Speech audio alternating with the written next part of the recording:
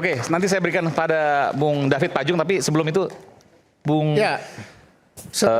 Lukas minta sedikit, silakan. Lebih dari 1,5 tahun Bon Jovi berkiprah, ikut meneliti apa sih ini? Ini soal yang mestinya kata orang Batak mudah tapi kalau bisa dipersulit kenapa dipermudah? Poin saya gitu.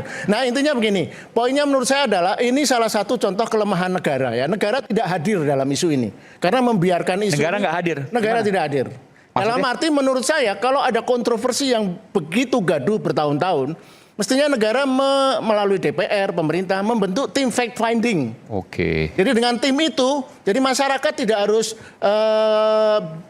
berantem, tidak harus berselisih. Istilah saya tadi media sirkus nih, rakyat bersuara ini kan salah satu provokator juga ini yang media sirkus. Intinya, kita mengkontestasikan, ya, mengkontestasikan isu. Intinya yang dilakukan Bon Jovi itu untuk memberi contoh ke publik, semoga bisa jadi presiden. Kalau seandainya nggak diberikan kesempatan, yang ada di media sosial. Kalau di media sosial yang ada algoritma, apakah itu yang dimaui? Kan enggak. Ya, enggak, tapi media mainstream sebaiknya tidak ikut-ikutan kegaduhan ini. Media mainstream seperti iNews. Tapi oke lah, yang intinya adalah... Tapi ada datang ke sini. Dari untuk memberi edukasi. Oke. Nah, artinya apa? Artinya apa? Saya kan karir saya 40 tahun di dunia media ya. Jadi salah satu fungsi media kan edukasi. Saya baru tahu ada larangan media nggak boleh main satu isu gitu. Bukan nggak boleh ada larangan, tapi jangan mengadu domba. Beda kalau mengadu domba itu bisik sana bisik sini, ini terbuka. Oke ya. Terbuka. Saya lanjutkan ya. Dari presiden yang sudah kita lakukan di Bon Jovi ini adalah akhirnya memaksa negara hadir melalui keputusan administratif. Keputusan administratif Komisi Informasi dan kemudian PT UN. Jadi kita menyeret, ayo negara hadir. Nah, negara melalui Komisi Informasi dan PT UN sekarang jadi hadir walaupun baru pada level administratif. Negara belum hadir secara substantif melalui pendekatan sosiopolitis. Kalau sosiopolitis itu tadi DPR membentuk tim fact finding. Jadi Roy dan Ade tidak perlu setiap minggu berantem di sini ya agar meningkatkan rating.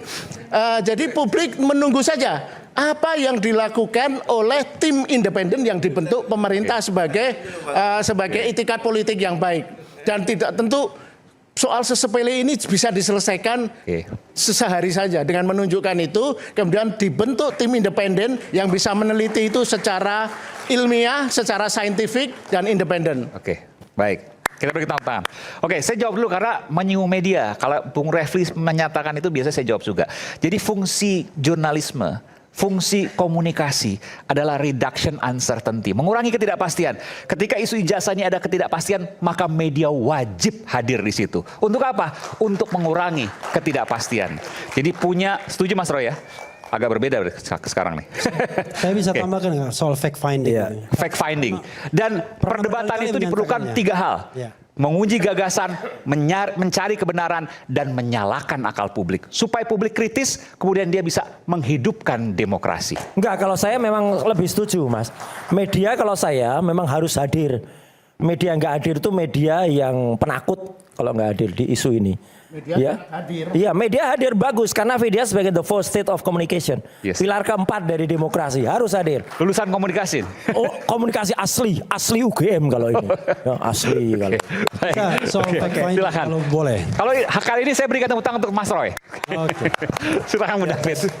Selain nanti ya. Iya, makasih Mas Saiman. Jadi pertama saya sepakatnya juga sama Bang Lukas tadi ya, bahwa memang negara harus hadir dalam setiap konflik-konflik opini maupun problem hukum yang ada ini. Nah, sehingga itulah signifikannya harus dipercepat pokok perkaranya, Mas Roy. Itu wujud kehadiran negara. Jadi jangan diperpanjang lewat peradilan dan seterusnya. Saya masuk ke substansi judul kita malam ini ya, soal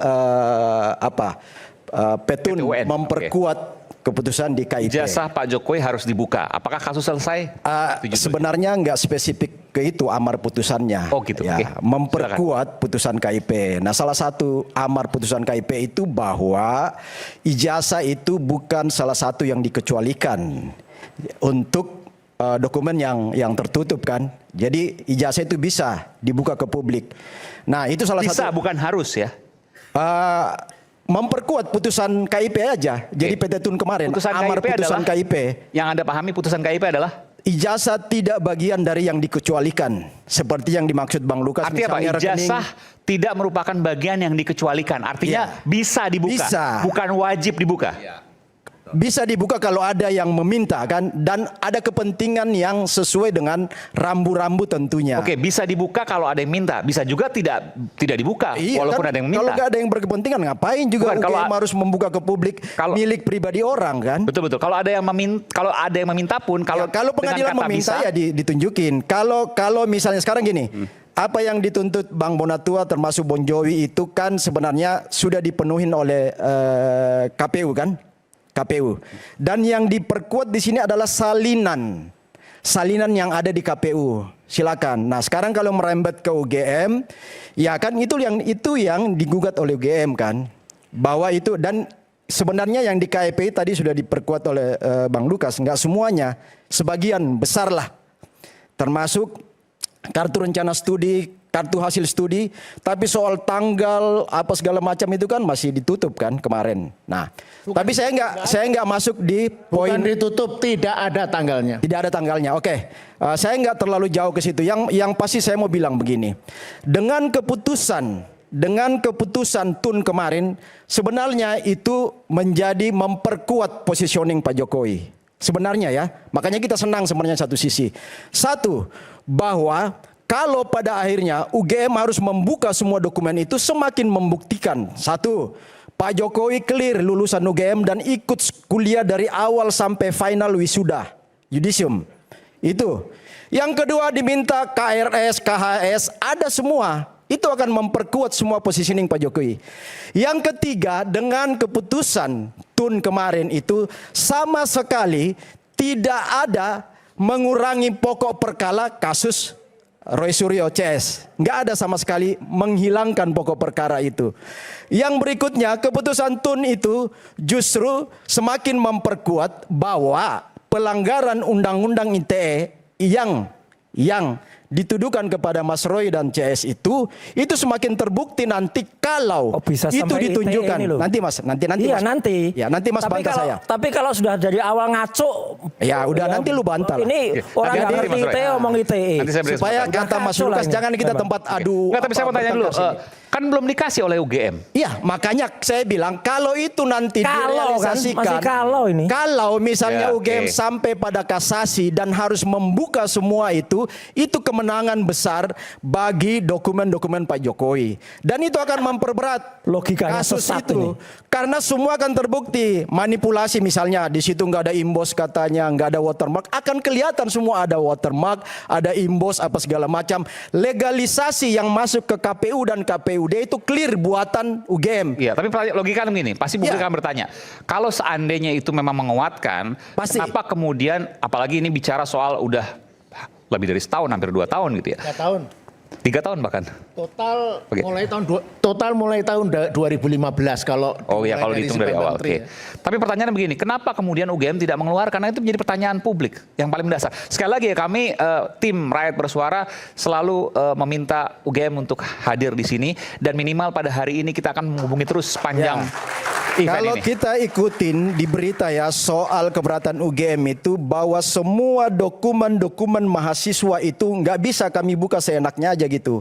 Jadi itu salah satu poin keberatan UGM. Nggak bisa dibuka seenaknya Nggak- aja. nggak bisa dibuka Tapi ini seenaknya. putusan KIP dan dikuatkan oleh PT UN. Tentu ada proses-proses Ada teknis yang undang-undangnya. merupakan Nanti saya jelaskan, aturan Mas. turunan Ada kalau mau orang membuka nggak baca itu. undang-undang ini parah. Sebagaimana misalnya nanti ada putusan, misalnya putusan hukum nanti yang memaksa kalau kasusnya Roy Suryo CS itu meminta untuk ditunjukkan dan UGM hadir, pasti dibawa.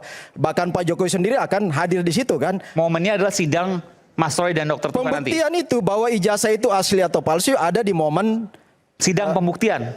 ya kan sidang ini tuntutan Jadi bahwa nanti sidangnya adalah sidang pembuktian. Ada sidang pembuktian pasti. pasti akan ada gini korelasinya gini Mas Eman, bahwa tuntutan tersangkanya Mas Roy dan teman-teman itu kan karena dianggap melakukan fitnah bahwa Pak Jokowi memalsukan ijazah. Iya. Nah, untuk membuktikan bahwa ijazah dia nggak memfitnah itu kan harus ditunjukkan. Karena fitnah Ini berkaitan ijazahnya dengan ada kebohongan. asli Baca apa dakwaan palsu. saja nggak bisa Mas Aiman. Jadi Nggak ada kalau- dakwaan memasukkan ijazah tuh nggak ada Mas. Ya. Anda tuh baca dakwaan nggak? Ya lu diam dulu. Anda tuh baca Lu- dakwaan nggak? Saya Kalau nggak nggak mau- baca dakwaan ya udah nggak usah ngomong Saya lah. ini orang Kelihatan terdidik, banget nggak mau nggak debat ngertinya. kusir Oke. seperti ini. Nanti orang saya berikan terdidik. kesempatan habis ini Mas Roy, saya Ya, berikan kesempatan. saya orang Silakan. terdidik nggak mau debat kusir lah. Iya, iya, silakan. Jadi Orang gini, Mas terdidik Aiman. tapi nggak baca dakwaan tuh namanya tidak Ya, terdidik jadi gini, Mas. Mas Aiman. Nanti Mas Roy saya berikan Iya. kesempatan untuk Nanti bertanya langsung ke pembuktian Bung David. Ijazah itu Mas Roy itu kena pasal fitnah. Kalau ijazah itu terbukti, berarti dia real fitnah kan. Tapi kalau ijazah itu misalnya dibuktikan benar-benar palsu, dia bebas. Berarti nggak Ada bukan pencemaran fitnah. nama baiknya juga. Kan korelasinya di situ toh. Fitnah itu kan kalau bohong. Iya. Pencemaran nama baik itu Kalau nggak benar.